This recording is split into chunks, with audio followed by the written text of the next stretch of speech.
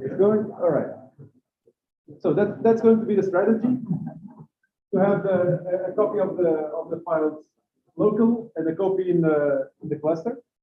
And you'll see that the files are split into two directories. One that's called minimal and the other one is called work. And the point is that in the minimal directory, that's where nothing has been done for you or very little. So you get to do stuff there. And the work has everything that's already mostly done of this tutorial. The advantage is that you can do it like the cooking shows on TV, right? You put stuff in the oven and you take finish from the other oven. Especially some simulations that are probably going to be rather long. Okay? And whenever you need to visualize something implicitly, I'm saying bring those files back to your local PC and then open it with probably VMD. VMD is the most useful tool in this case for visualization. Another aspect, along the tutorial, you're going to see some commands that are marked in red. So these are the commands that would be heavy. So these ones you are not supposed to run on the login node where you connect to the cluster. Okay. So for that, you have a template of the submission script. You open that template and you paste that command in the instead of the well, where it should be in a template, and then you submit using that. Okay. So I think you already used the submission in the previous article, so this should be fine. So well, let's get started, all right? So you can take a minute to read this introduction. It's really not a big, it's not really a big deal. It's mostly what I already said during the practical. So okay, the interaction between ceramide and this protein, very good. How do we start going about it? So the first thing is actually getting our coarse grain structure and our coarse grain topology. We call it topology the set of rules, bones, etc. for this protein. We're going to use the GROMAC software. I know you haven't worked with it, it's not really practical. Well, if you have doubts about those things, let's just ask, because then we can really get into the practical, we can discuss those doubts. But essentially, this kind of software usually needs three things. It needs a starting structure, and it needs the rules of interaction between particles, right? And usually there's a master file somehow that kind of connects all these things together. So this is kind of what we'll be dealing with. All right. So even before we start coarse graining the protein, it would be a good idea already to have a look at it, right? And you can really just have a look at it using, let's say, VMD. Okay, so if you have a look at it with VMD, you're on Windows, you can open the VMD program, and then you try to find that PDB file that I'm referring to, right? So I'm going to open my VMD, it's a bit different, but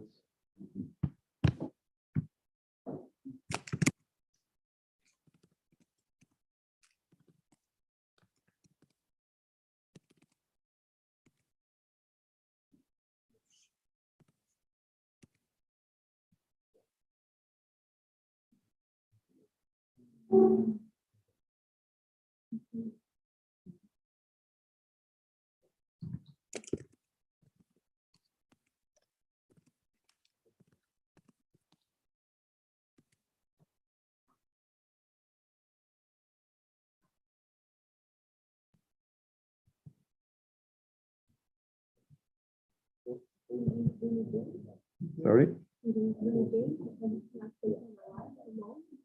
Shouldn't be that big. Here we are.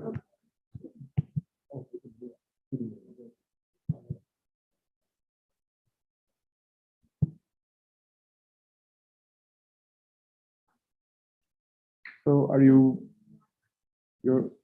being able to open the PDB, or is it taking? Yeah, fine. Okay, so someone froze, but it's not your fault. Their fault. That's fine. Yes. Okay, if you are able to open the PDB, you're going to see something like this. So this is what's called the beta barrel. Oh.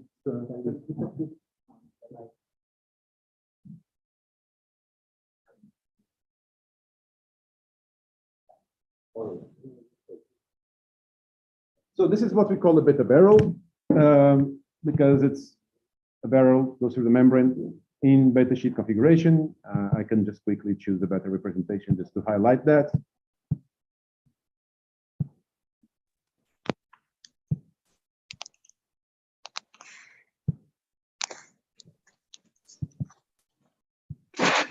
And just the screen size, the screen space is quite limited, but okay. So you can see here, these are all beta sheets. There's a helix inside there. Because this is supposed to sit in the membrane, and we want to see stuff from the membrane interacting with it. All right. Okay. Now that we've seen the structure, I'm actually going to do.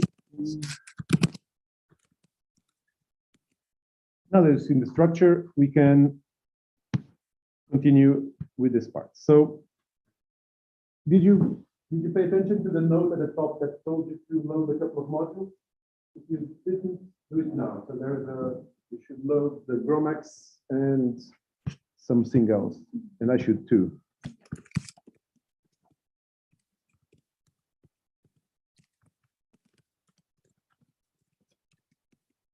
All right. So, if you've loaded those modules, now you'll have access to Martinize 2. Martinize 2 is the program that, well, converts stuff into the Martini format. The command that you're going to run is this one. It's a rather long command, and I split it here in several lines, but you can just put this all as a single line. So essentially,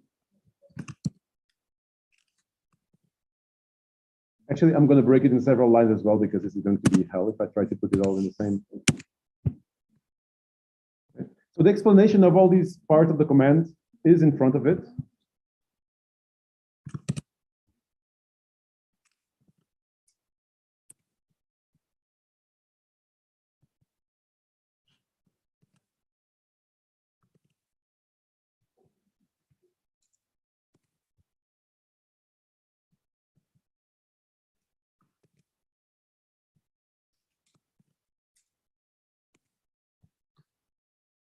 And I'm doing this at a slow pace, so feel free to just jump ahead, do it faster than me, okay? By all means.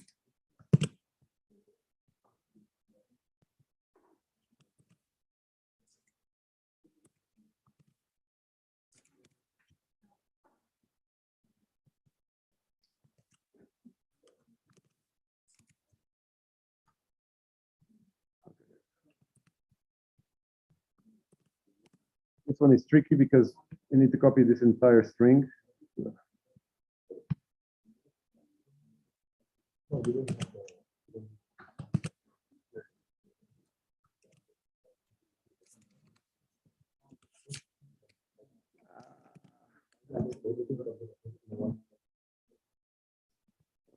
Working.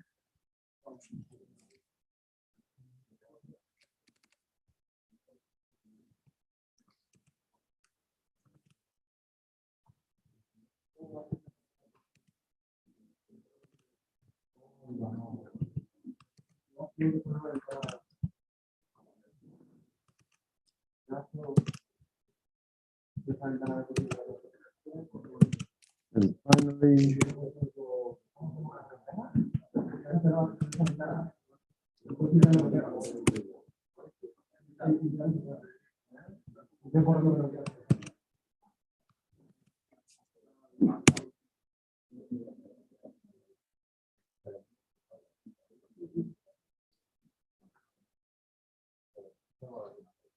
it worked.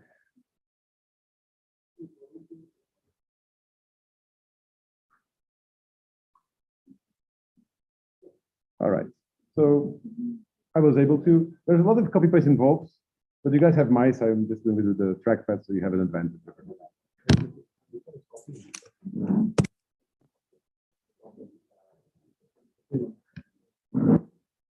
I don't know what it's called.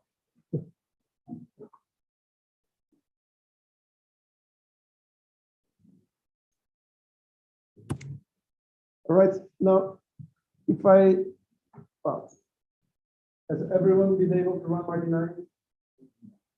That's like it. Yeah. No, no, no. You need to do fine. Because it is putting multiple lines. So that will be okay.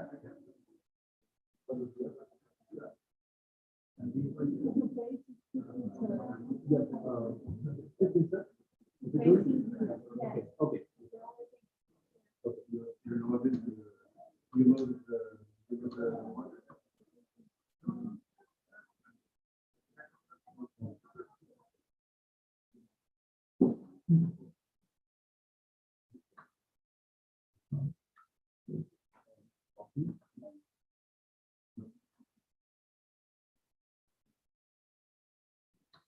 okay, great. Yeah, it was.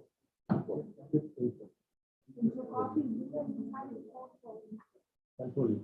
Yeah, but it's here. Okay. Okay. This is the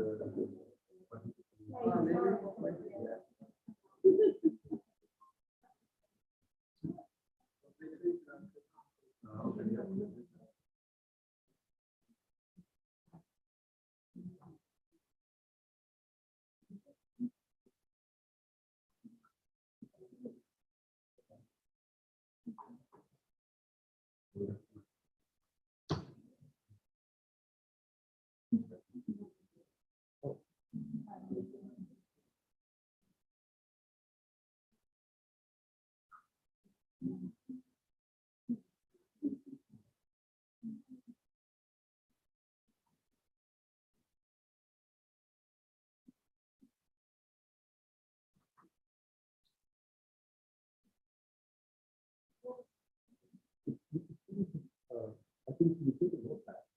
No, the drawing that there's a breakup point. Yes, yes, that's to get rid of that.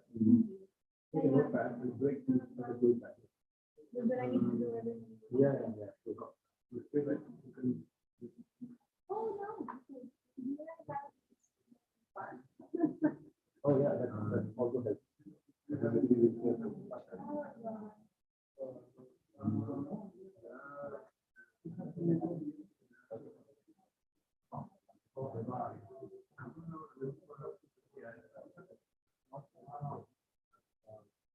No, but yeah, I wrote that.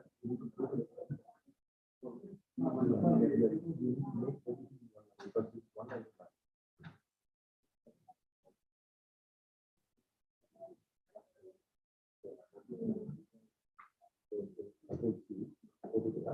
And no, you need to put in those commands.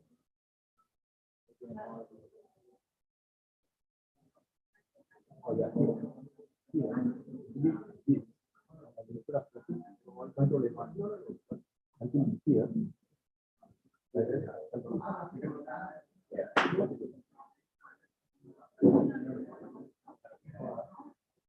No, continue. And you see, your command is not complete.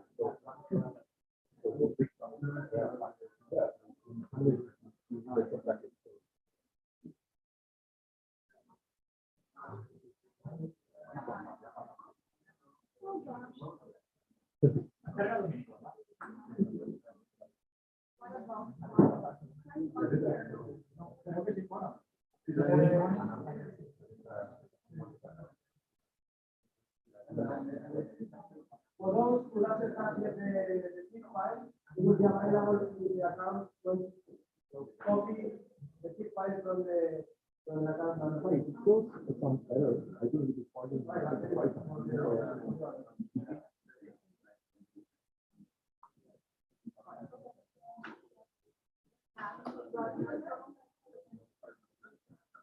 I think I know. So other people are having this error. Yours is working. Yeah, for her it's working. Yeah. And I think.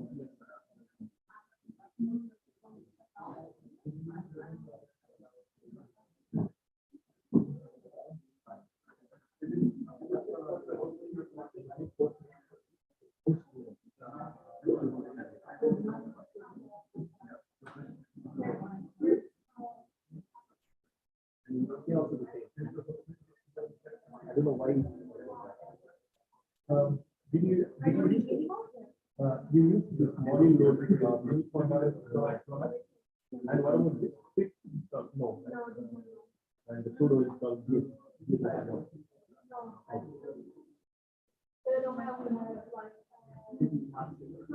Okay.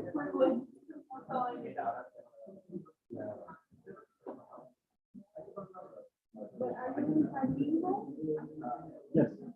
Yes.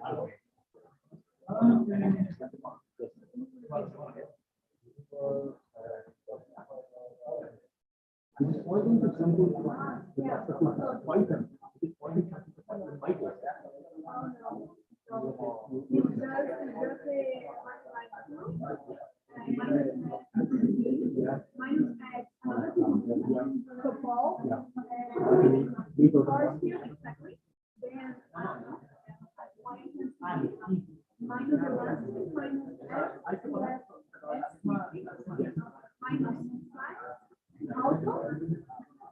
Minus x and the whole road minus it's all ATP LDA plus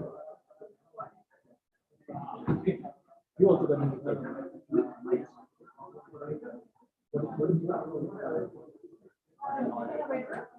It is giving this non-fight code error, which is pointing to the Python.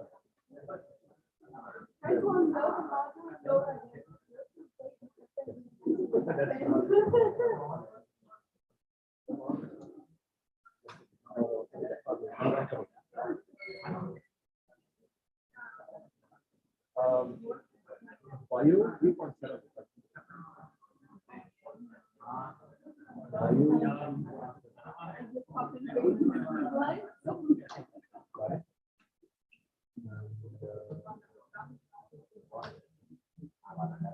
Yeah.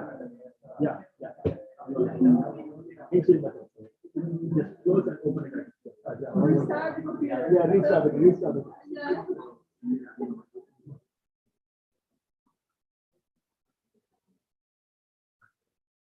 No, I don't know what is it now.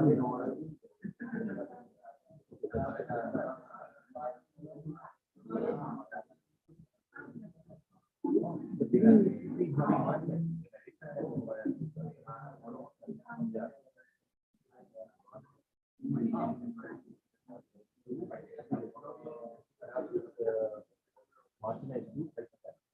so the first one I have 2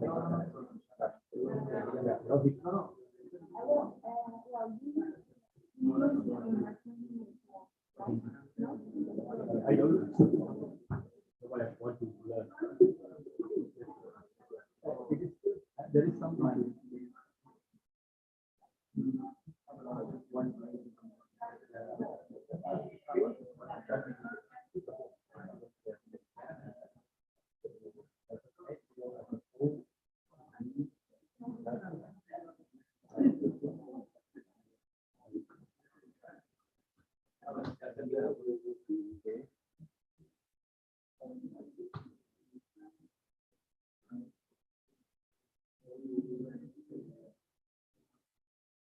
oh, you need to load this module. Yeah, no. This one. You need to load this module. Module load mini format and the grow map. And then you should see that.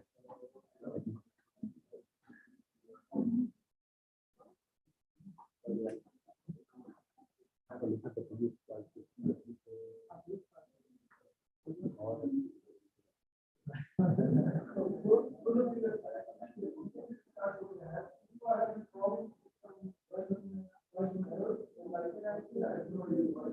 Unload the module and load it again and export. Okay, so if I unload mini corner and reload mini corner. Unload everything. Unload mini corner, reload mini corner. That's what they did, no? Yeah, that's what Okay. it works for. Yeah.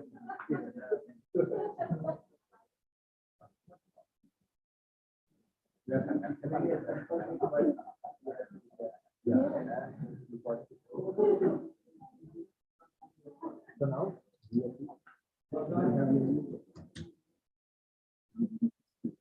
It's best to use our oh, okay. So you take it back here.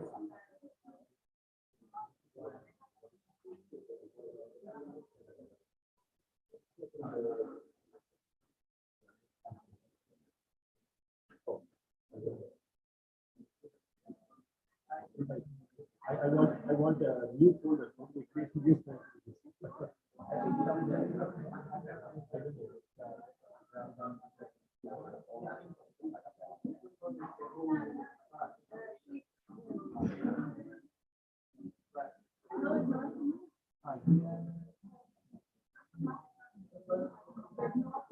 Oh, okay.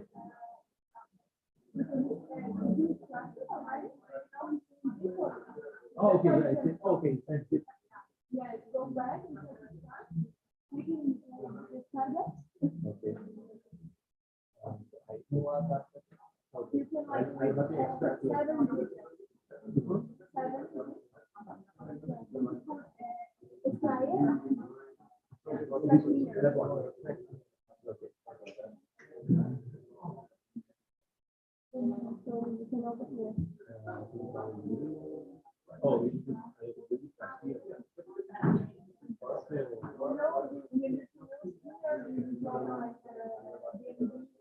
yeah, BMP is okay. But I need to first transfer the files to. All right. I created a couple of files here. So I think Okay. redact.c. But also in the work one, the other directory. Okay.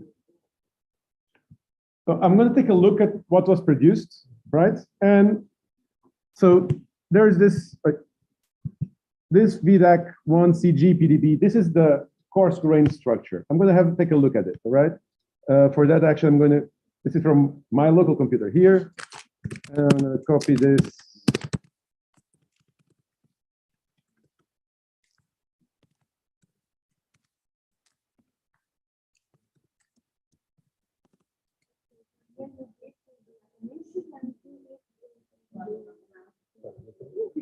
Yeah. This is for Martinized. This is called Martinized 2, but it works with Martinized 3. People that chose the name were not very nice with the name. It's just it's a second version of Martinized. It works with Martinez 3, so it's perfect. It's exactly what you want. What I'm going to do now, and you can do as well, copy that PDB, that coarse grain PDB that you got, copy back to your computer so you can load it side by side with the atomistic that's already there. So.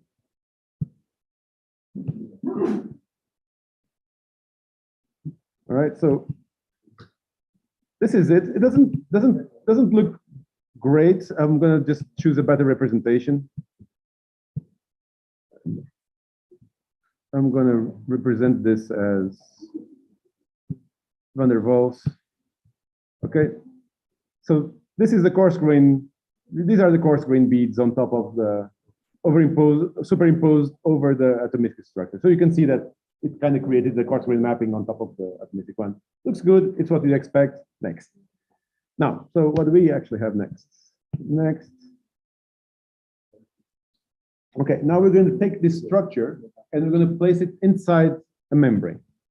We're going to use this script called insane. It's already there in your directory. An important thing to notice is that so insane kind of cheats a lot to get a membrane. What it's going to do is it's going to get some prototypical lipids, and by prototypical lipids, it's a head and two very narrow tails next to one another. Lipids are not like this in reality, right? The legs are all over, the tails are all over. And then just puts these lipids in the grid. And then if you want to put the protein there, just makes a hole for the protein family. So we're gonna be looking at something kind of like this. Okay, real membranes do not look like this. If you see patterns like this in the real membrane, something is very wrong with that membrane. Okay, but this is a very good starting point because coarse grain is first, it's fast and it's robust. So this will kind of work for what we want, which is basically just have our protein embedded, equilibrated in the membrane. Okay, but first we need to actually get the structure of it there. So basically just run this command, this insane command.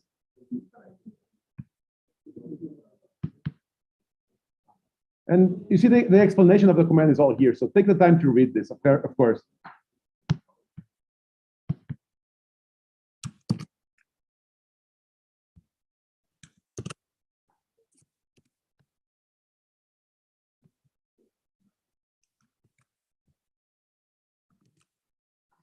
Here's where I say that I want 5% of ceramide. The code for ceramide in this case is DPCE. So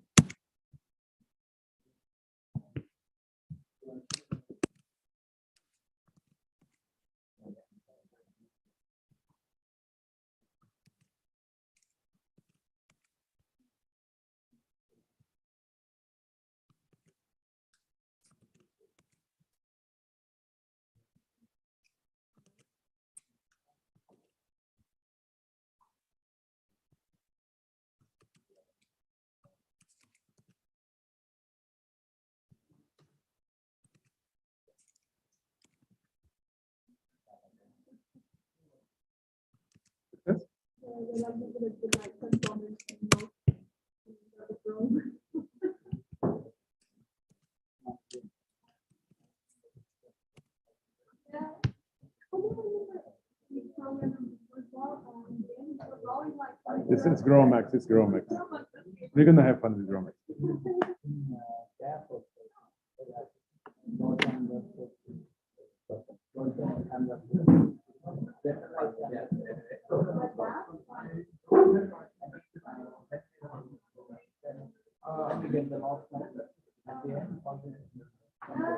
But no, that can also be here.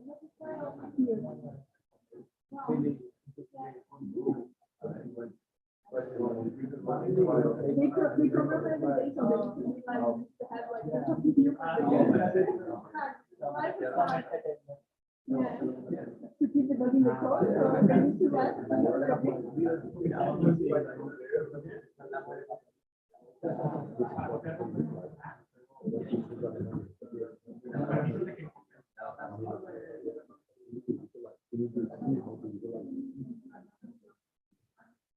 Yeah, where is it to be kind of, do I organizing, right?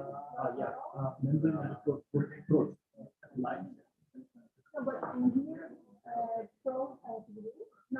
pro,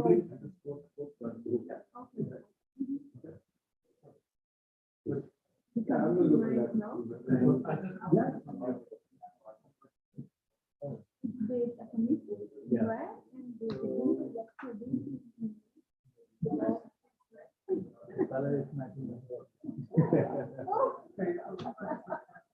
So guys, can I have your attention? Some of you are getting permiso legado or something I don't really for some reason, and I also don't know why. You guys lost execution permission on that script. Great. The solution is very simple. This type this command I'm going to show here.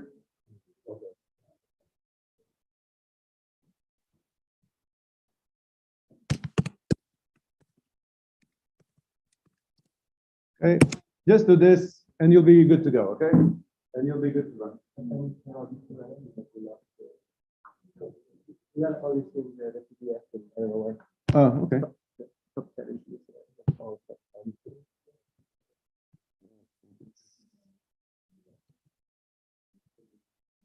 Can you double check?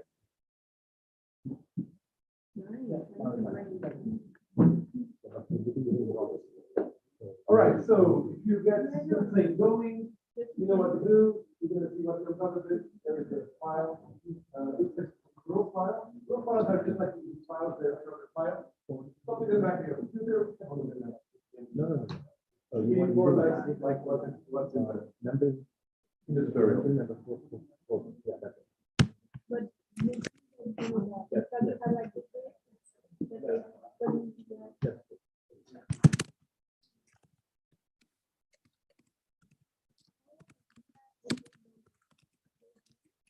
Yeah.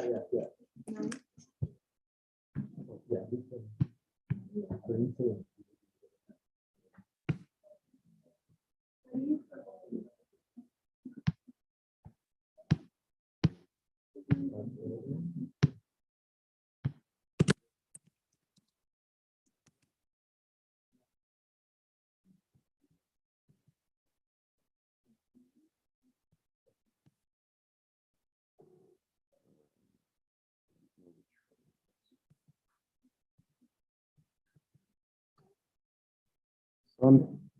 This is what you should have got. Of course, VMD, like most visualization programs, has a ton of options. And I hate the defaults. I don't think it should start with black. Well, but let's just try to see a simple way to kind of show. So first, let's not show the waters. So if you just say not name W, it just has the water. And if everything else we put as van der Waals, so at least it has this nice spherical look that we are used to. So it's a start. Okay, there's a lot more that we can do, but here it is, the protein a bit sideways in the membrane. And okay, as I say in the PDF, what happens here is the protein was resolved not aligned with the z-axis. It's fine. Insane tries to get it right, but it's not a very robust algorithm, so we kind of put it kind of sideways.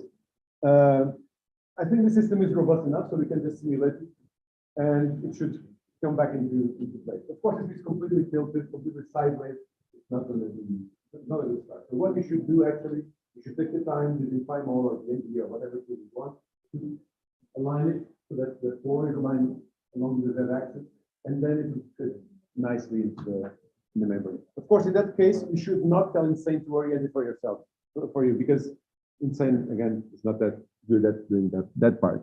All right. With like PCL, PCL. like this. Well, if you want, There's a new way. yeah, there is. I mean, with VMD, you would do it before, not here, right? You do it before using Insane, and you do it something like this, right?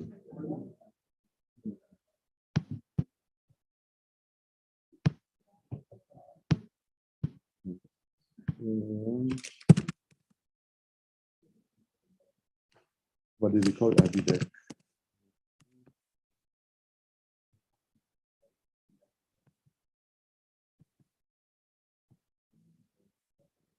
So even with the right orientation, so the same time. Exactly.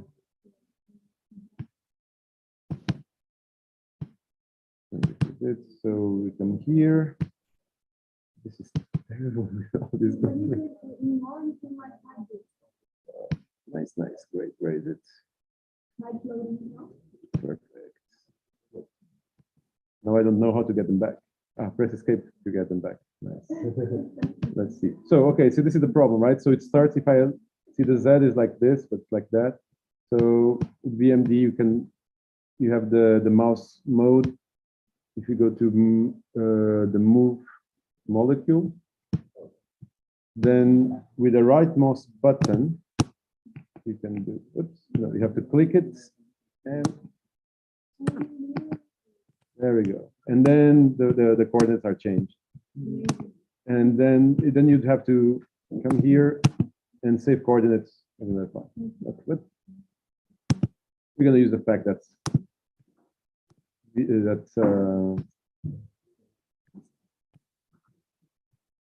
Martini is robust. So okay. So let's continue. Right. So we have our membrane in our protein in the membrane. Perfect. And next step. Next step is actually to clean up the files that were created. What does this mean? So we have these new files, and they're all important for the simulation. So there's a set of instructions, and you basically should just follow those instructions to the line. And I'm going to kind of do here what's happening. And essentially, this file here is kind of the overall file that GROMACS is going to use to know which molecules it should load, right? And this one was created by Martinez. And Martinez didn't know there was going to be a membrane, didn't know that the membrane is going to have two different lipids. So it created a very simple file that just knows that there is one molecule, doesn't even know that's called VDAC because it's just a PDV to it, okay? And does some includes here. These includes are important because it's where it actually goes and gets the rules of interaction, okay?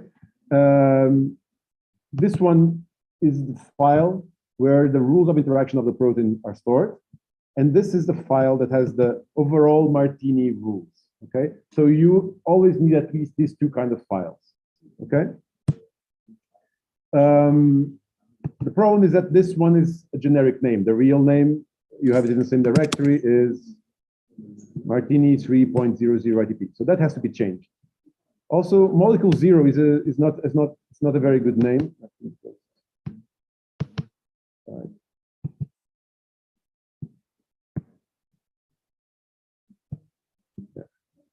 Molecule 0 is not a very good name. So I'm going to change all the molecule zeros into VDAC.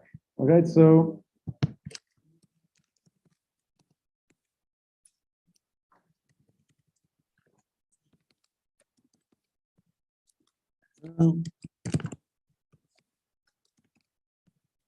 one, and the reference of the molecule, I'll also call it VDAC. Okay.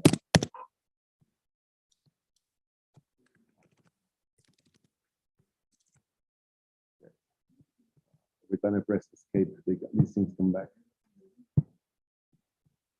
So the next thing we need to bring in is the information about the membrane. And that's actually here in this membrane top. So this membrane top is pretty much like the other top file, because this includes, that's a bit just a placeholder. There's a title. The title doesn't really, it can be whatever. It doesn't really matter at all. But then it has a series of other kinds of molecules. Okay, so there's a protein. Again, it doesn't know it's called VDAC, but we already have it in the other file. What we're going to copy is just this part here.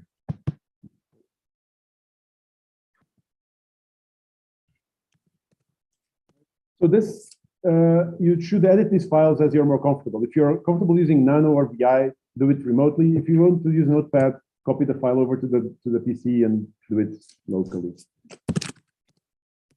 Okay, so here we are, and there we have. So this is the other part that's important. There's a note also, for some reason, well, doesn't matter now, but Insane has the old names for the ions. They should be like this in Martini 3. And these files here at the top, they have the collection of rules of how all the molecules interact. But right now, I only have the generic Martini file and the VDAC1 file. I need the files for the lipids, and I need the files for the solvent and for the ions. So we have to add all those. Well, you have it in the tutorial. Okay, so we have to essentially.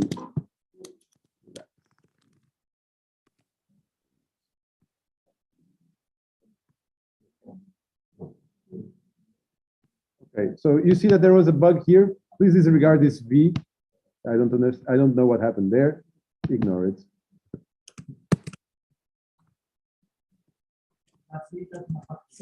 Yeah, that V was a mistake that I'm not surprised I didn't notice it, but okay. I was fine-tuning this late last night, so probably.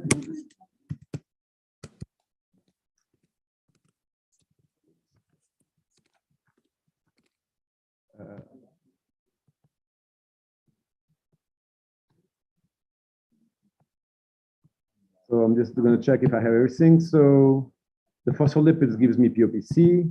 This one gives me DPCE. The solvents give me the water. Oh, it's the ions are missing. Okay, so that V that I deleted by mistake is where the ion ITP should be imported. So if you now go to the directory, you know that you have this. But in the workbook, Now in both they are there. Right? So what we need to do is here and include the ions, okay, with quotes like this. Okay, this teaches a system where Na and Cl are. Sorry about the bug in the tutorial.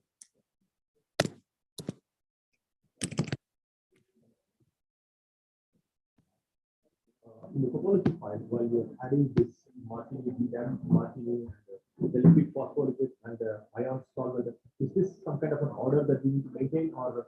Yeah, so that order, this is Romax, right? But the order has to match the order where those atoms show up in the structure file. Oh, okay.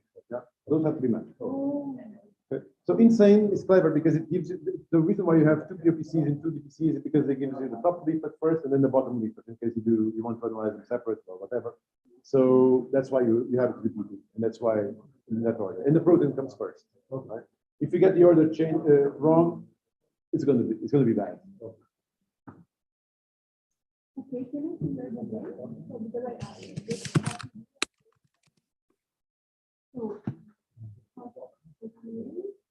there, then This order does not matter, but this one has to be the first one. Okay, because this defines all the particle types that these ones then are going to use. And I'll just give an example. So, oh, I also did not rename this. Don't forget to rename the molecule ITP to.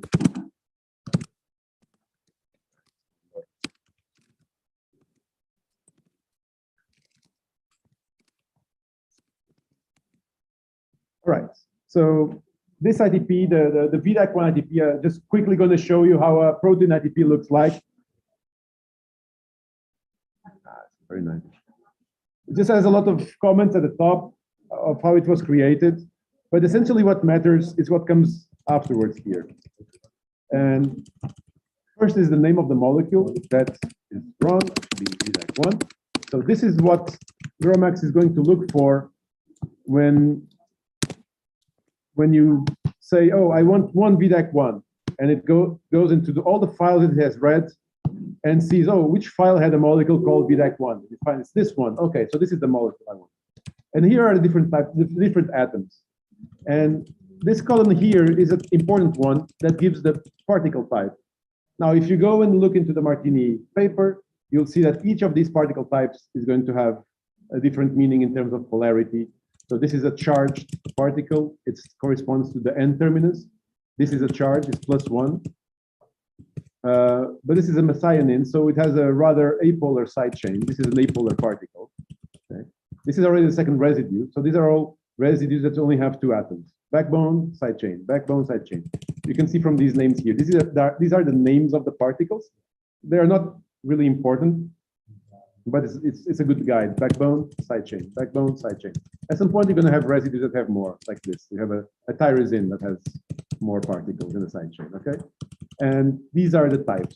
So this is the first part of this set of rules. It kind of defines the non-bonded interaction because it defines the particle types. And then after many atoms, so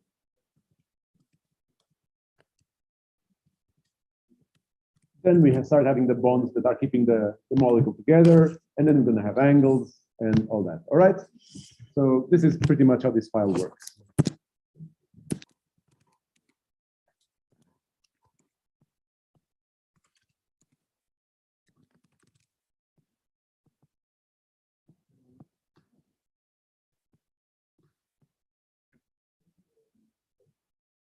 All right.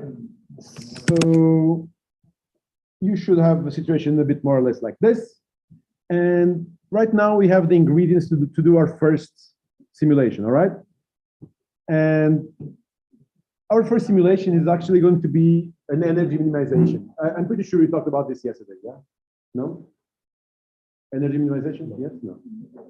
Yes. Okay, I heard a yes. Whoever says no, then pay attention, it's their problem.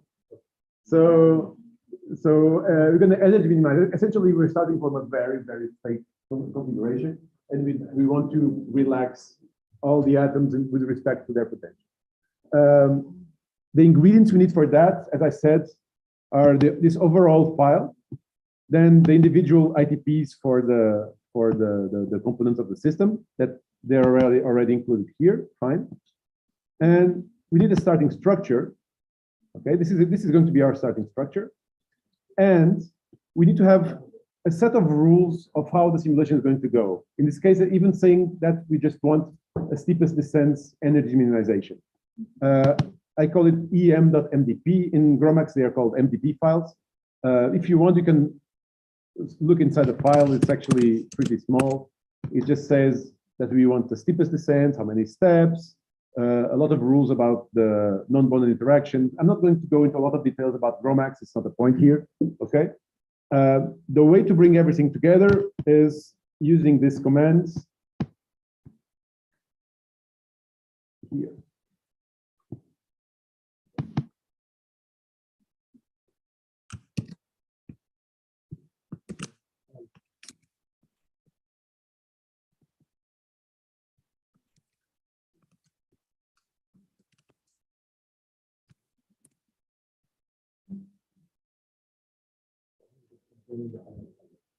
Very good. You did not follow the rule. It's there. It's the last. It's the last line of the cleanup instructions. All right. So what we just did, I did not simulate right now. All this command does is collect all that information that spreads through several files and gets it into a single TPR file. Okay, this TPR file has all the juice of what's going to be simulated, and this is now what we are going to simulate. Okay.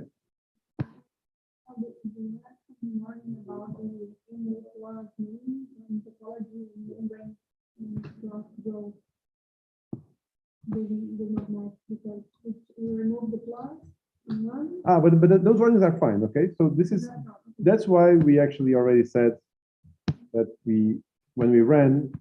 Oh, but you okay. I also have, yeah. But we also said, okay, I know I'm going to get one warning, and there we have it. This is simply because Insane is using old names, so but it's fine because we know if you had got the order wrong, you'd have, oh, this NA is being called water, and that's worse. Yeah. So those you should not ignore. Okay, so now we have this TPR. Yeah. While it is saying the warning, but in the membrane underscore source.go, it says it is not matching with the NA minus NA to NA plus. So we need to delete that also? No, fine. It's fine because you ignore that warning. So it's going to force the tuple.top names, okay. and that's it. Okay. So next step, and this is in red, meaning this is the one.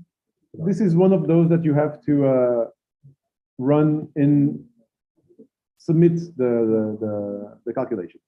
There's a template for you guys to submit the calculation.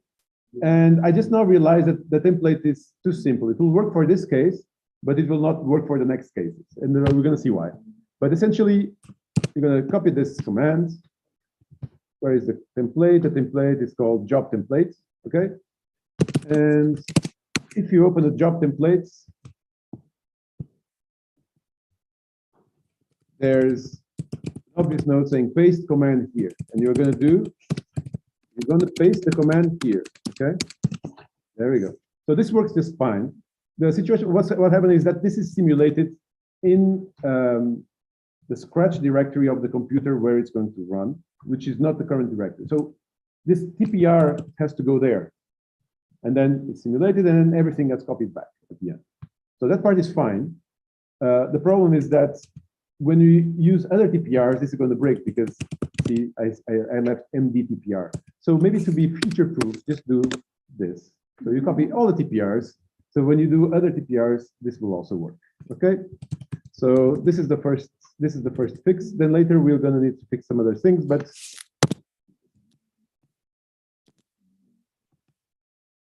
all right.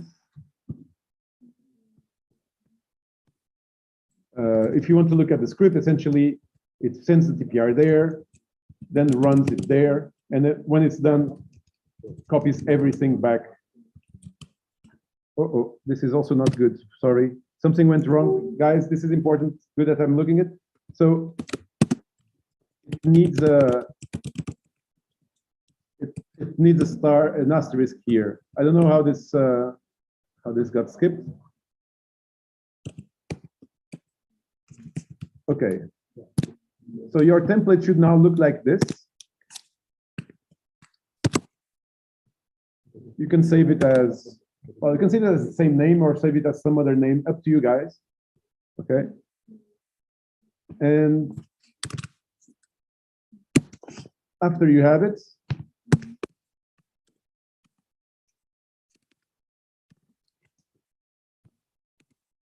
we submit. Okay. So you can look at your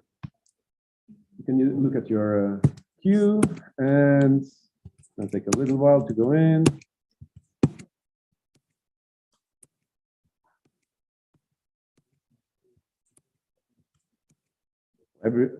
Every single one of you is simulating now. I have to be in the queue. Okay, good.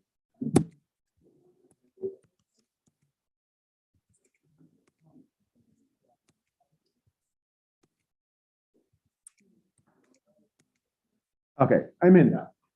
I'm simulating in computer Colmenar. Very good.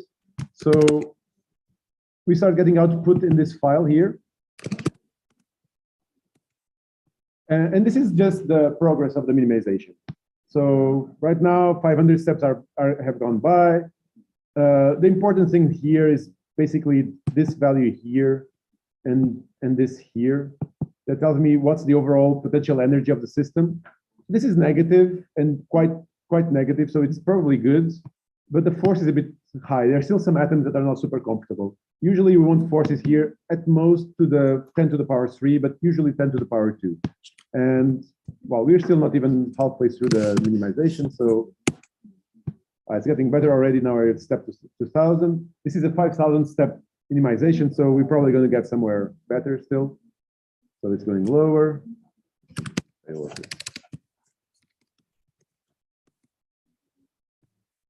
Right.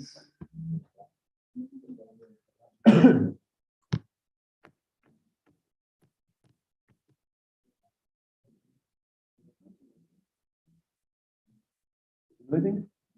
All right. Okay, we're already in the low thousands.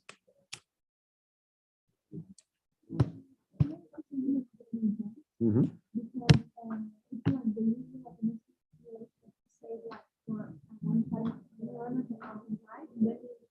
No. If you open the Martini, the base Martini ITP, the 3.000 ITP, every single interaction combination has its own. It's explicit. You can't do combination rules. Yeah, because see the atom type, the sigma and epsilon are 0 there, right? Yeah. So this the combination comes here, sigma and epsilon. But we're not using that because it's 0. If you do combinations, it's going to be 0. So if you go lower, very low, yeah, you start getting the cross interaction. There we go, and they are all defined individually. Yeah. Yeah, because I think it's very difficult to find something. For atoms with atomic radii and such, it works better. For coarse grain, not so much. All right, my simulation has finished. Honestly, the maximum force it got was 6 to the power 2, 6 times 10 to the power 2. Very good, I'm happy. So, okay, success, I'm happy. Good. So let's see how this is going. 3,000. Let's finish more or less around now because so the minimization finishes not necessarily after the 500 steps. At some point, it just arrives at the local minimum. Okay. Okay. It should be saying now. So I think some of you have noticed that Roman quotes at the end. If you just want more quotes, you can just run the command GM everything stored in the other without anything else. And it just gets the code every time. There we go. You know.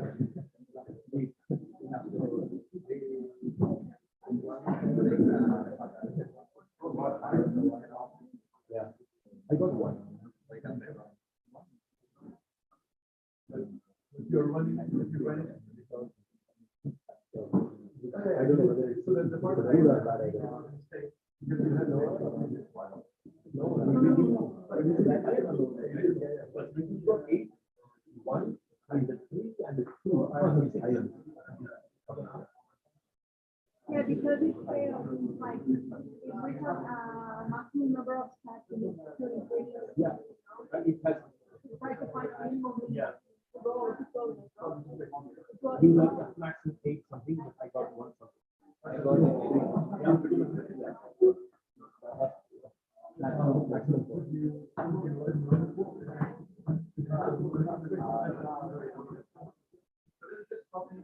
Usually, so that there's some parties called low. Yeah. You're talking about that? You need to do that. In the beginning, You need to do some other media, some other software. Maybe, for example, storage. I do a software, I do a media there, and then I bring it here, and then I use it. So, it happens to me.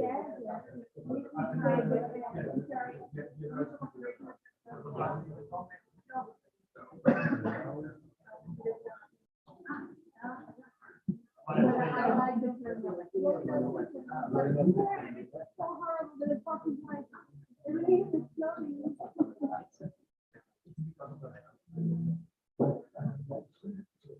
in my case, it was not because of the I literally started driving and the ride like this a part of my so sometimes the first the front.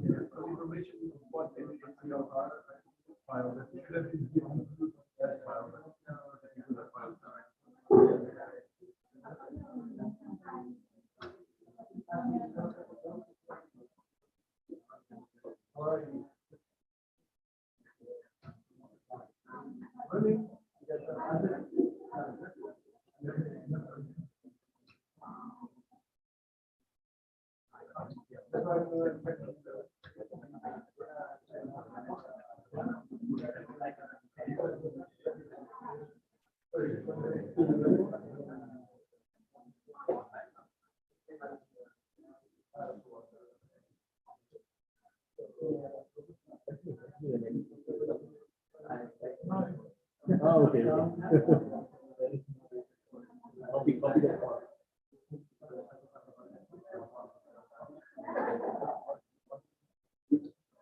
Actually, because he's going very fast.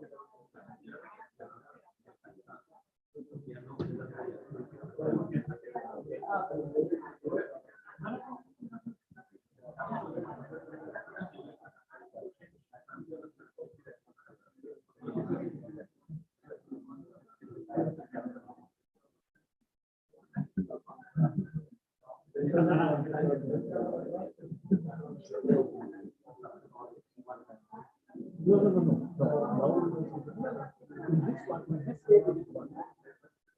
W, this one like. Right? You need to keep like that. Yeah, like that. No.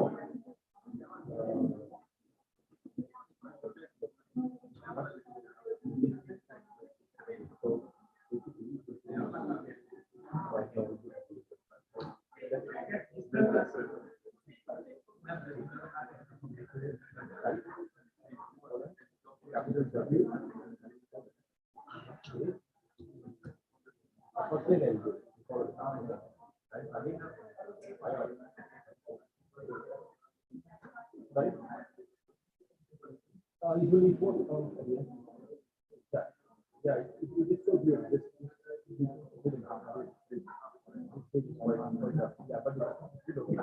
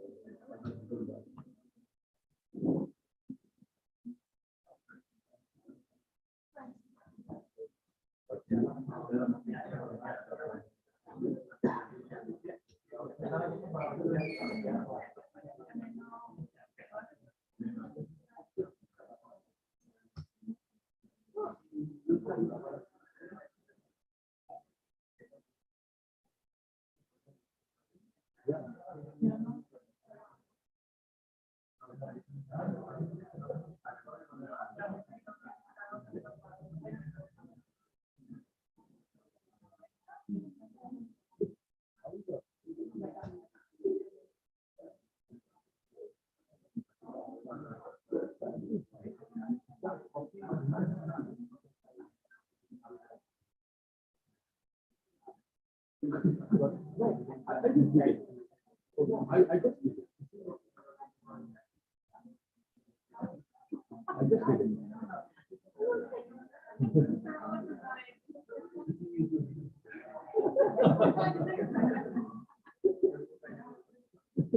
What you say to someone else? Like, this is not the stuff Can take it to and yeah. I think I'm not that mean.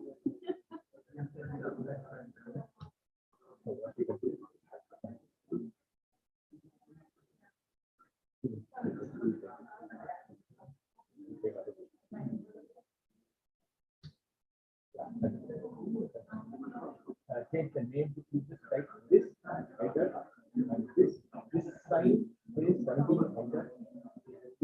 This enter A small a this capital B and 1 2 enter. When you say quick, it produces a file. Yeah, that one is better. No, on finishing all these things, you click Q and the click and then come to the command line. This is only this program. It's working on this program, the index program. So now you finish it, it comes to the command line, not to the oh, you okay, so yeah, you can do this. So now you see that 15 because you see the water and iron. See what is water? 15 and 16 and a 5.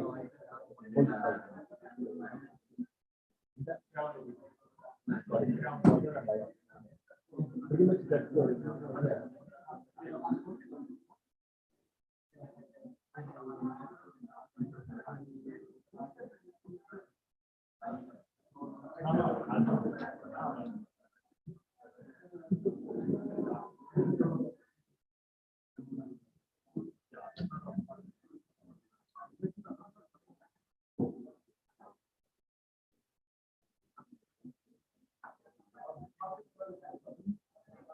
Okay, everyone, sorry.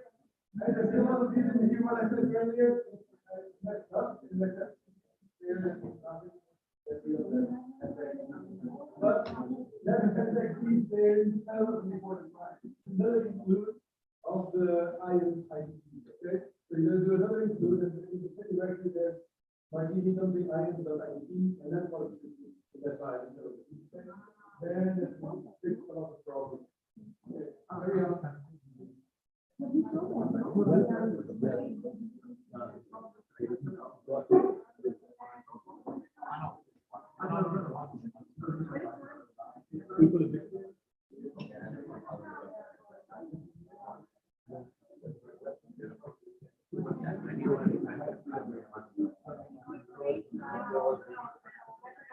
That's 175 part of the site. you start from the CLS API.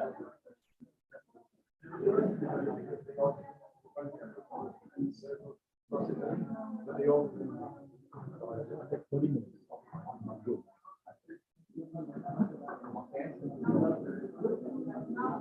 No, it's not about cheap.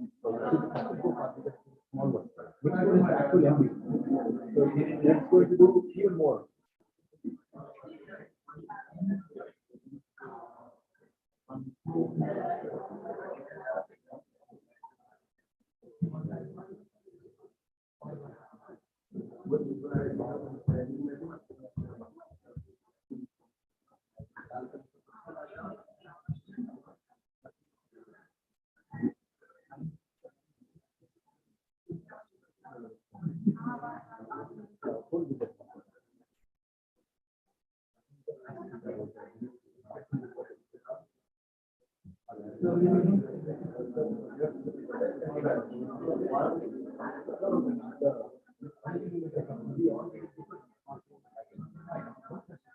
About the maximum score.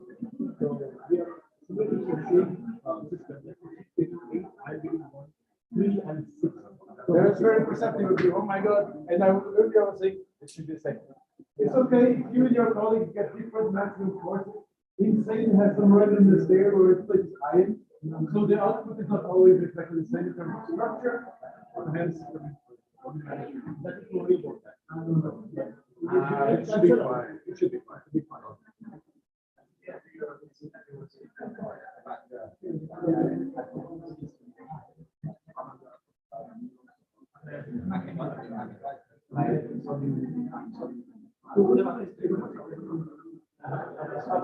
Yeah. That's why not much more the original because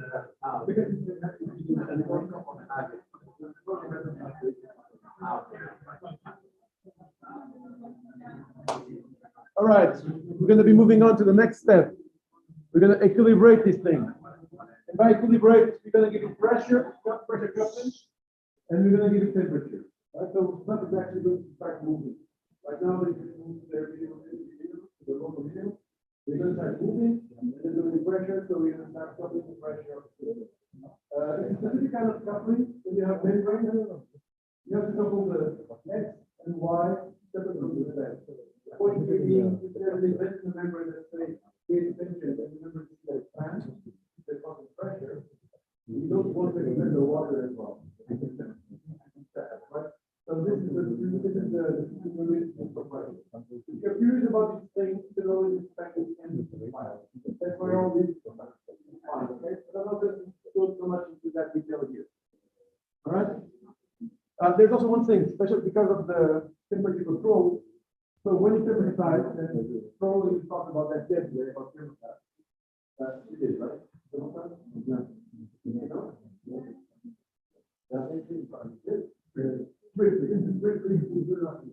But anyway, when you're thermostating the system, you have to assume that the heat is readily spreadable across the degree of freedom. And when you have membranes, that's not always the case. What happens is there's only one layer or two layers of interface between water and membrane. So it can happen that it starts defining up either the water phase or the membrane phase, and there's not exchange very readily. So what we do, we can pull them separately and make sure that the water is the right temperature, and then make sure that the membrane is the right temperature. For that though, I need to tell the program which atoms compose the membrane, which atoms are the core. Okay? And that's to do via the index file that we're going to create. So we're going to create an index file that has a collection of atoms. It's not just but I think it's already so final stuff is for the break. Yeah. But no, it is. We are going to do the bar. Okay.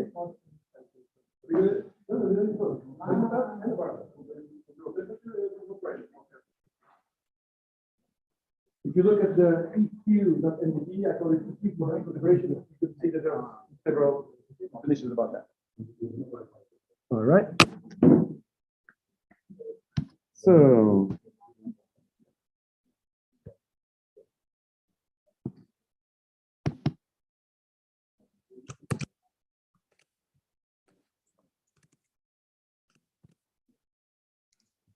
Okay.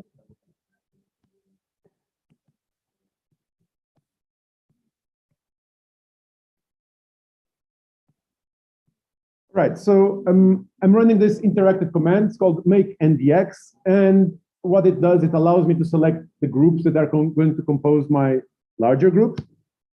And if I use what it's in the instructions, I can get another group. It's group number 17 now. That it called it WIN. This all the waters, all the ions. This is all that's in the solvent, okay? And it's composed in this case almost 7,000 atoms. If you just press enter, it just shows you the whole list again. So there it is, our group. This is not a very good name, so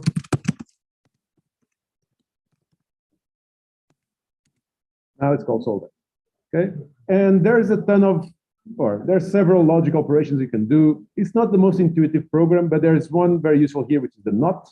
And if I just do not 17, I just get all the atoms that are not solvent, which is the bilayer, which This is lipids and the protein. Okay, they are both the bilayer for our purposes. Bilayer. There we have it. All right. And then the last one, it's not useful for now, but do follow the instructions because we should get a last group that has all the backbone atoms. And the backbone atoms, the backbone particles are just called BB. So we just ask for all the atoms called BB. Here they are. And what did we call it? Something? No, we didn't even call it anything else because BB is actually a pretty good name for the group. Quit. And if you look at the output, you now should have an NDX file. Okay? This NDX file is actually as simple as it comes because it just has the name of the group, list of atoms, and name of the next group, list of atoms, and so on. Okay? If you go to the last group, here are the BBs we just created and the bilayer and so on. Okay, simple format, nothing special. And every time I type escape, these things come back. All right, so now we have this index. We can run grompp again. So we always have to run grompp every time we want to prepare a new simulation, okay? There we do it.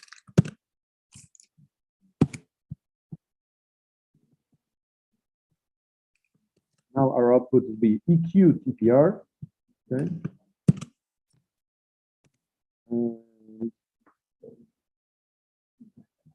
Does it work? We're getting a warning that I'm ignoring. It's a warning saying, "Oh, you're setting the thermostat. It's acting too strongly, so it's not letting the temperature fluctuate enough." It doesn't really matter. This is just the equilibration. I just want to bring that completely fake system from insane to something a little bit reasonable. Exactly. That's why this part is going to be left out of analysis. So should be fine.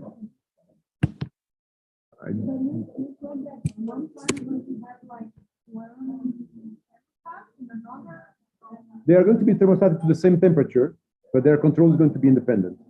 Because if they're thermostated equally, it can be that their average temperature is correct, but one is very hot and the other very cold. Okay. So this is taking its time. I don't know what's happening. Probably everyone is running at the same time and good. There we go. It ran.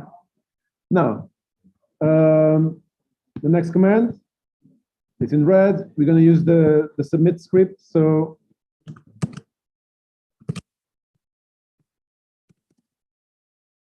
how do they call it? Job.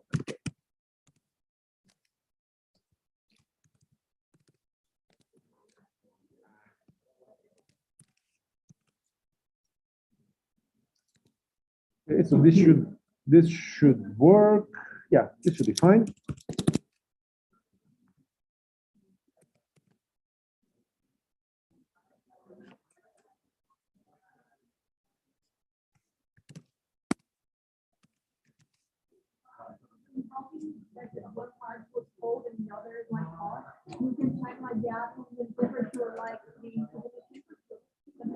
Yeah, temperature in this case comes from velocity, so you can measure locally.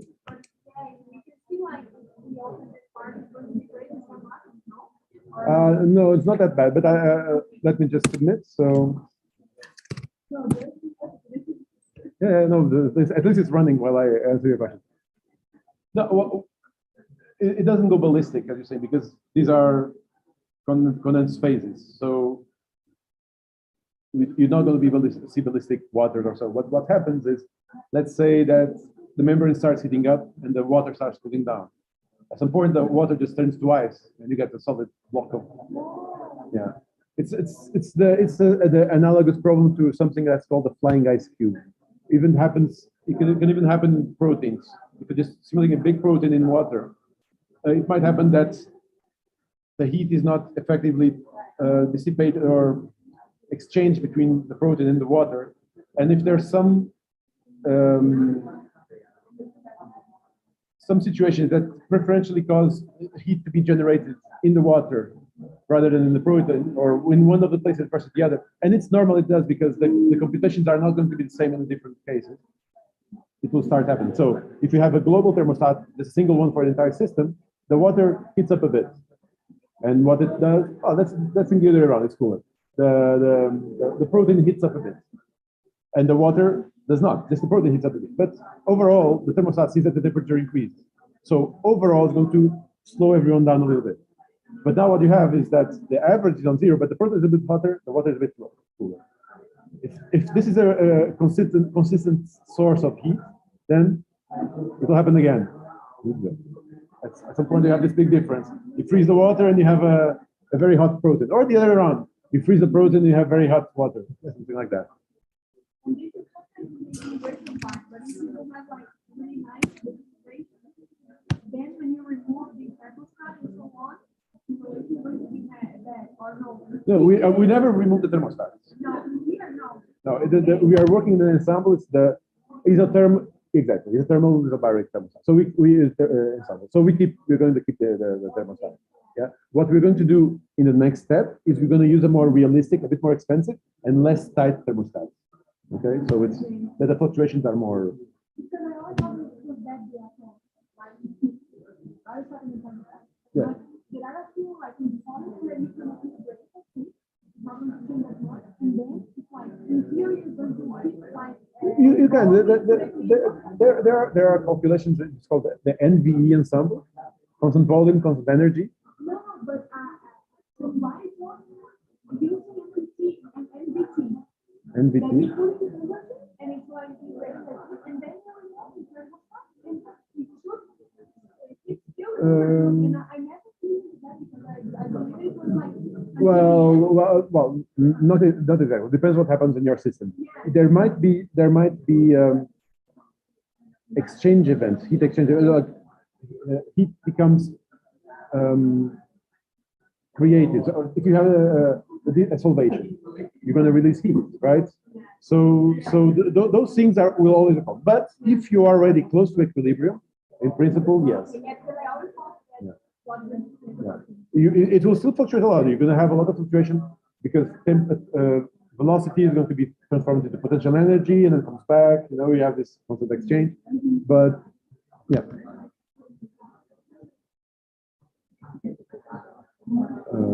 All right.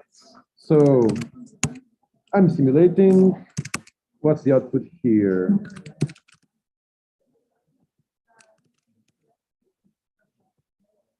This is going to finish very late, okay? So we don't have time for this. So guys, now we get to the point where you see that even with coarse rate, this is the relatively slow simulation. And this is equilibration. This is a rather short simulation. And we are only running in one processor in the project. That's arguably not a lot. But even this equilibration would only finish in half an hour almost. That's too late.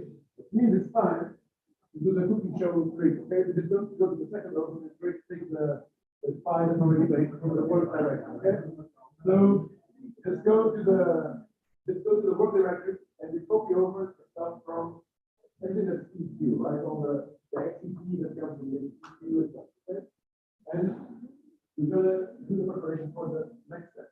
Okay. And again, the next step is going to be an even longer simulation. So, follow alert, you're not going to simulate all of this. I'm not going to do any of this because I don't think it's right. So I'll also copy from the work directly, okay?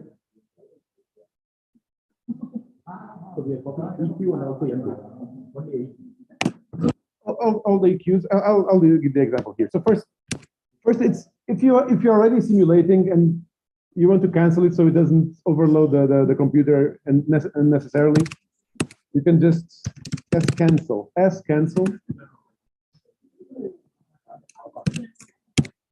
There we go.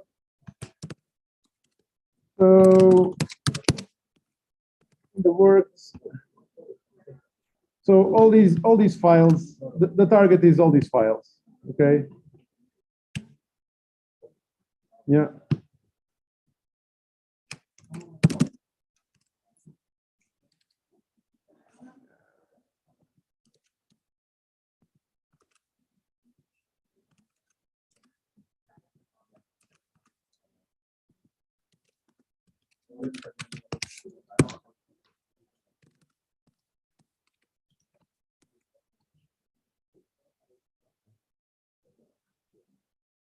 You'll overwrite also the MDP, but it's okay because it's the same.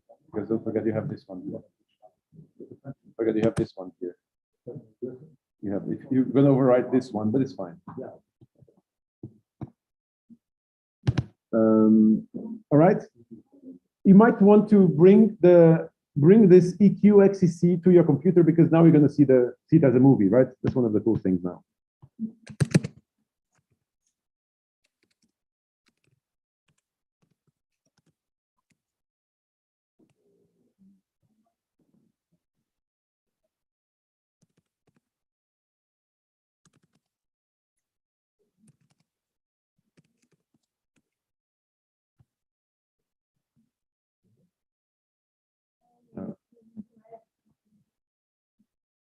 Something is not correct. Why is it not correct?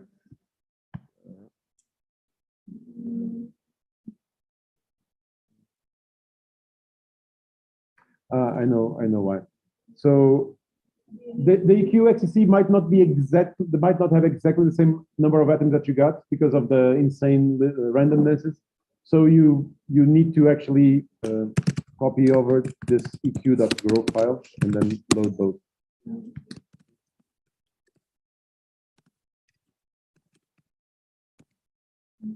It should work. Yeah. We have 12 frames in our minimization. And I'm going to hide the water. I'm going to show everything as van der Waals. So this goes directly to the last frame, and you see that our protein is already kind of looking good inside.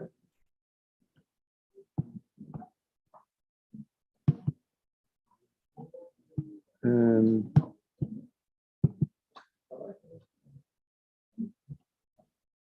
this is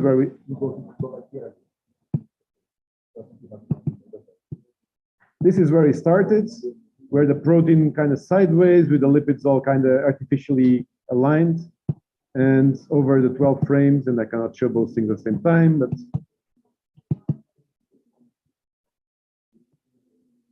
the system quickly gets to the proper tension, and the protein starts aligning. And by the end of the equilibration, I think it looks pretty much like a decent membrane.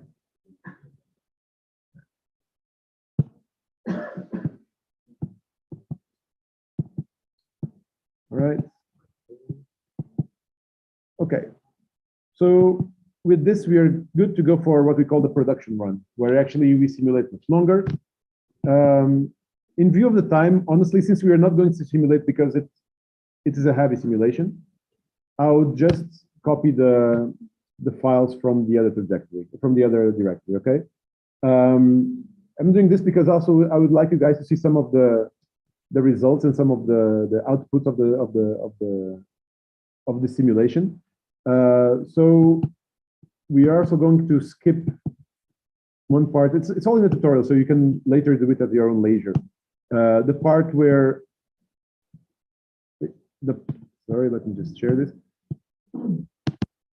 The part where we do the trajectory fitting. So what is this of the trajectory fitting? So we have the protein now in the membrane. Let's say we do a long simulation. The protein is going to be spooning around. At some point, first it's going to be crossing the boundary, which is annoying because now we have half the protein here, half the protein there, right? And also, you want to see stuff relative to the protein. I have to see, like I showed in the movie this morning, how this lipid moving with respect to the protein. But if the protein is also moving and rotating, it's very hard to actually be able to see that properly. So the set of commands that we are going to skip in this tutorial will actually take a long trajectory, then do the protein, and make everything move relative to it. Okay? Also, we've been concerned that because we are working in a membrane, we just want to fix the rotation, we just want to remove the rotation in X and Y, not in Z. Okay? Yeah. If you're doing stuff in water, then usually you want to fit the rotation X, Y, and Z.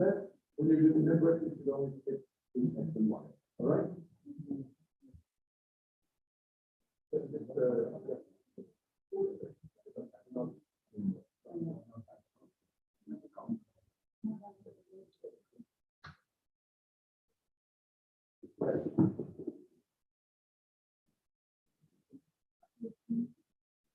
All right.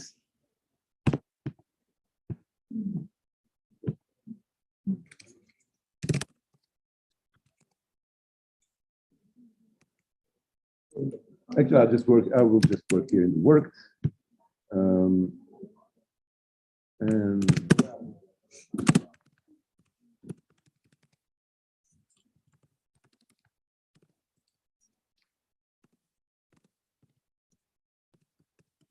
well, also what I'm going to do, and if you want, I can give you my file later. I'm going to activate my super VMD options because honestly, the defaults suck. But I took them out just so I could have the same experience as you guys. So now if I do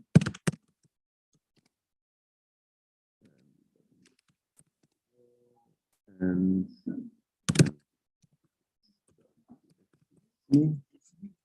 so I'm not sure this will work because this does not have.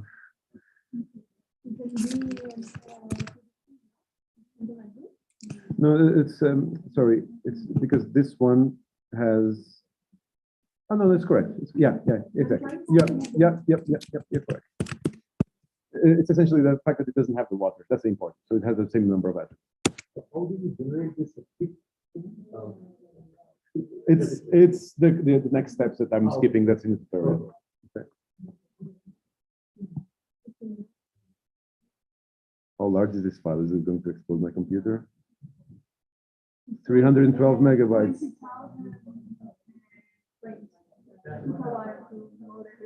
It might be too much for my old computer. How far is my memory going?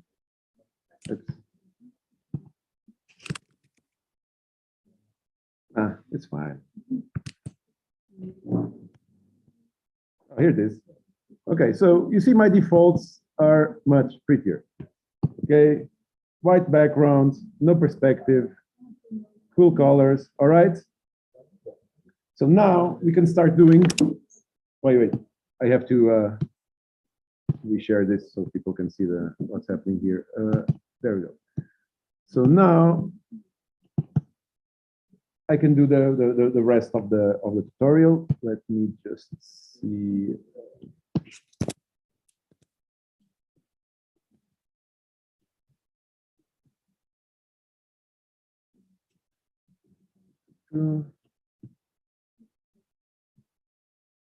Well, the first thing, for instance, is just look at the ceramides. And I'm going to do that.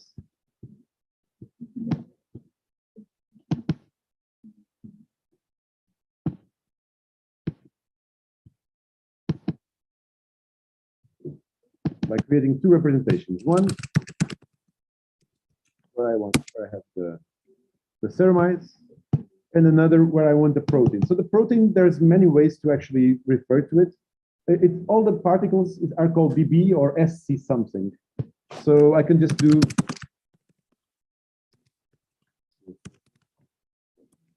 Okay.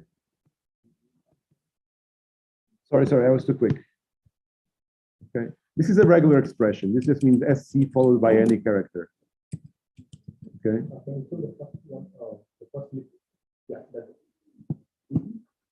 Yeah.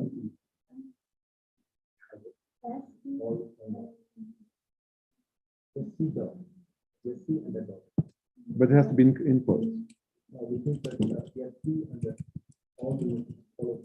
Yeah. So this will get all the atoms that are called BB, which is the backbone, and all the atoms that have a name that starts by S, C, and then something. Yeah. So this is already cool. You can already see some things. There's the ceramides going around. Some of them are actually in the center of the membrane. I think this is interacting there, but this is the tails.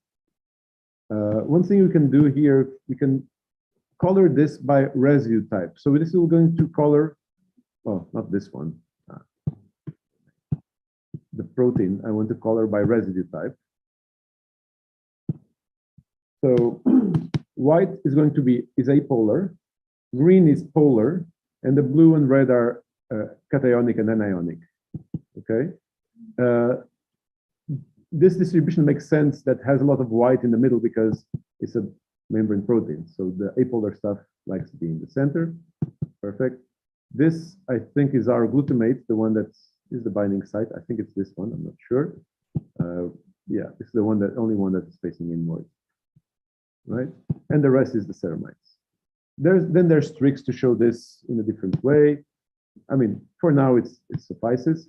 And just to show what happened when we fit, because we fit now.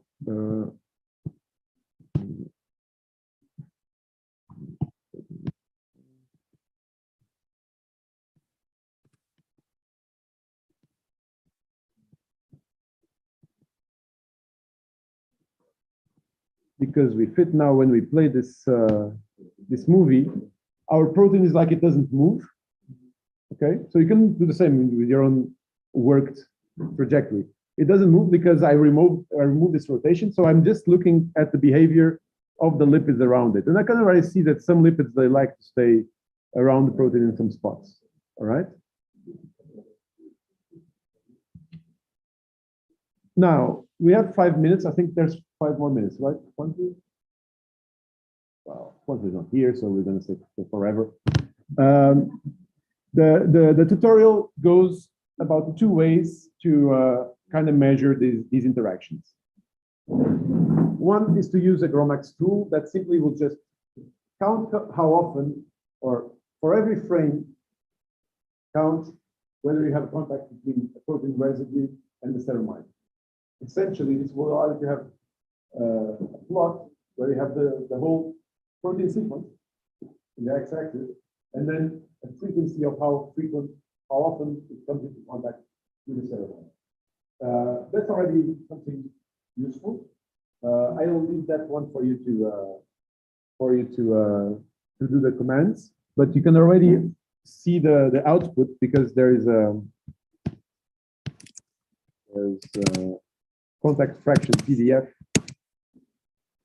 that looks something like this. All right. So this is not. Is this contact is with respect to one specific ceramide, or is it all the ceramides? All the ceramides. All the ceramides. Okay. And here all the residues of the protein versus all the ceramides. Okay. This initial part is the part that's inside the pore. There is a helix that's inside the pore that, of course, doesn't see any ceramides. And from then on, game on. It doesn't really tell us much. It seems that ceramides basically contact with everything, so it's not so visual. To be honest, as you will read in the tutorial, this is a prototype ceramide. This is not yet a final Martinez 3 ceramide, and its interactions were a bit crude. Actually, we just a couple of weeks ago we got a final model that works much better, but this is what we have here. And also, if you were to look at the position 70 something, that's where the glutamate is, around here. Yeah, there seems to be some contacts there, but there seems to be contacts almost everywhere. It doesn't seem to be very specific. So just to finish this tutorial, let's go to see something more, a bit more visual. So I have to. Okay. And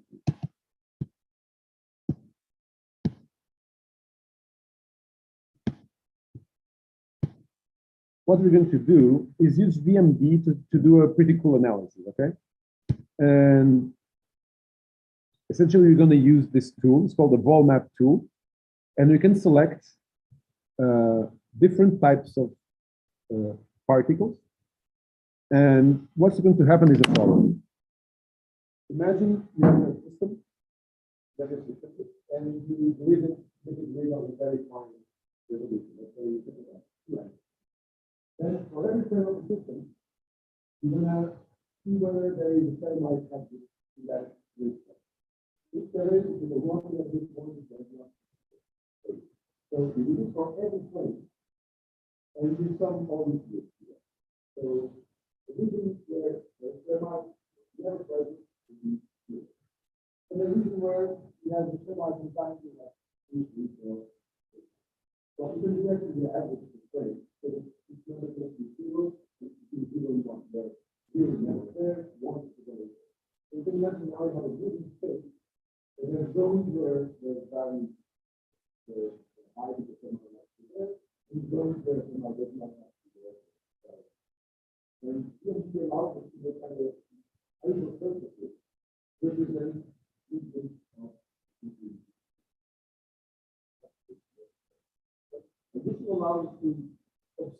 visualize the preference, the spatial preference of ceramide. This analysis is actually done by the MD, which means that it depends on the computer it's running on. If I try to do it now with my poor old Mac, it's going to die.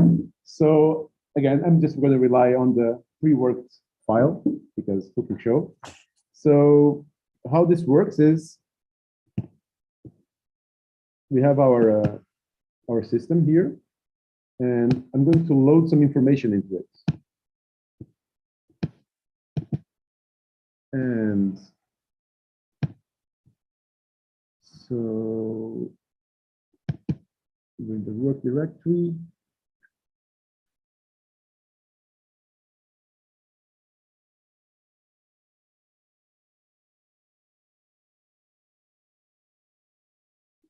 oh man, I didn't work the occupancies. Really, I'm really sad.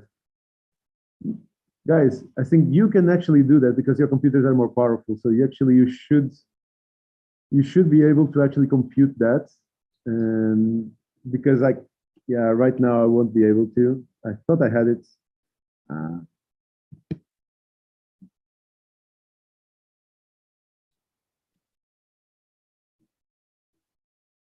Nope. Well, maybe it's not that slow. Let me try.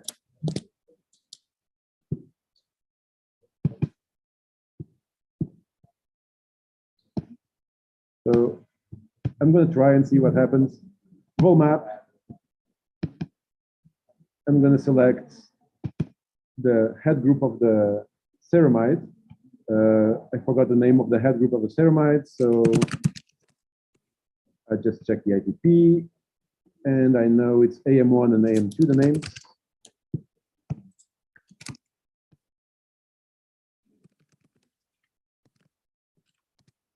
There we go. Then we want occupancy. We want a 2 angstrom radius. We use point particles. A lot of these things don't really matter, but we're going to sum everything and do the average. And I'm not even going to write to a file. I'm just going to put the information in the current molecule. And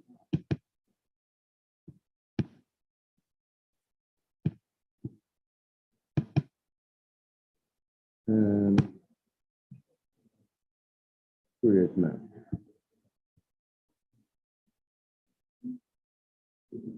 Okay, it's doable.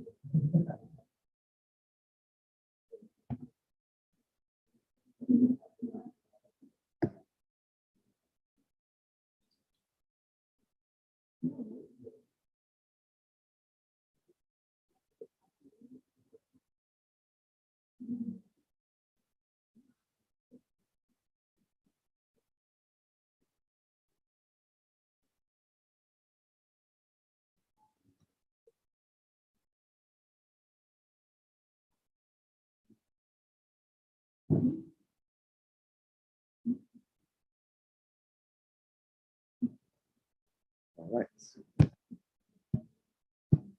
So this is done, and now we have volume information, and I'm actually going to hide the ceramides, and now I have this new representation. It's the isosurface representation. Oh, how can I actually get the rest of the screen?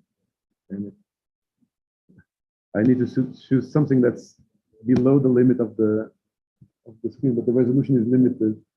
Damn it! How can I do this now?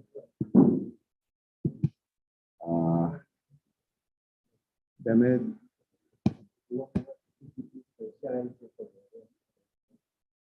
Oh yeah. Good. I keep forgetting because I'm showing just one of them.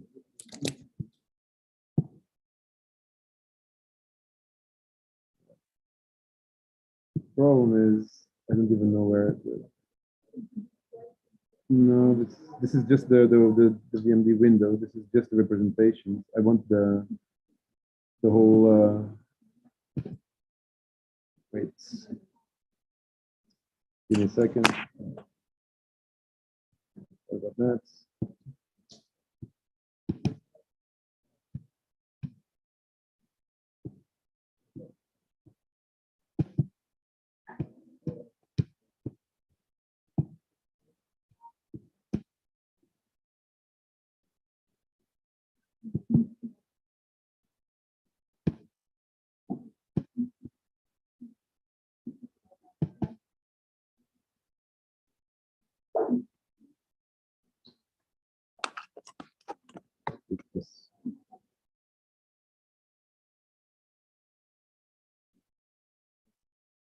manifestar all right? Because people, the process, you manifestar all the right.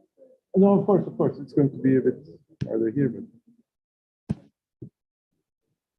Okay, so while I disconnected the screen, I made some cheat because I needed to actually access the rest of the menu. And what I have now here is those surfaces. They're colored white, which is not very good. I'm just going to put them in orange. All right, and here they are. So this is the volume, this is the regions where ceramide likes to be. And how we visualize them, it actually depends on this cutoff. If you have a very high cutoff, just show me stuff where ceramide is at least 1% of the time. This is the value here. Okay, this is 1%. So ceramide was never somewhere more than 1% of the time. But as you start going a bit lower, you can still see where it was more preferred. So 0.5% of the time it likes to be here, right?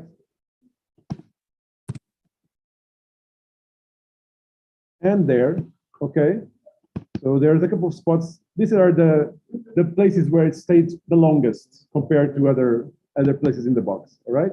So this is actually quite good because here, this is glutamate. So even though it was not very obvious in those contact plots I showed earlier, we can still see that there are some regions of affinity here, okay? A bit spread out, but they're there. And of course, if you start lowering the cutoff even more, you start being less selective of the places where you want to see where the ceramide is. At some point, you start getting basically noise, right? So at some point, ceramide has to be somewhere along the membrane, and you start getting this background noise. But of course, the places where it likes to be, they also get a stronger signal. So essentially, this is it. And this is it. This is what I want to show you guys today. I mean, if you like this, if you're interested, you have the full tutorial, have the whole material there. Sorry for those V errors, but so questions.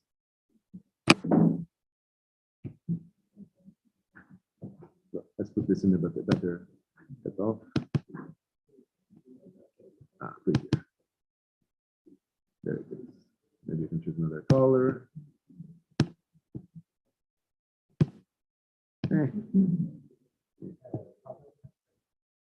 Also,